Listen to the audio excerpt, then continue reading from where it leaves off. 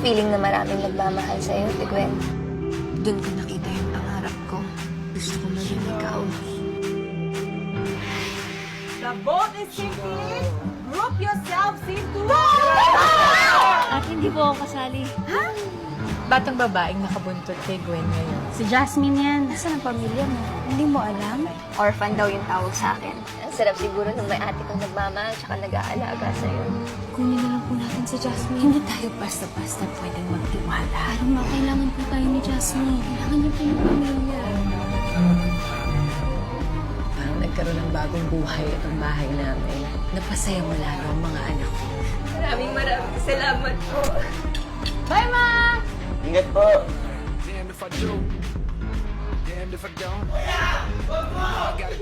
Si Boy Boy! Si Boy Boy! Han, looban daw tayo. Nag-iisang survivor. Alam naman ni Mama. Ma'am, sir, pasensya na po. Hindi po talaga pwede. Kung titignan po natin yung lagay ng mga katawan ng biktima, galit na galit po yung pumatay sa kanila.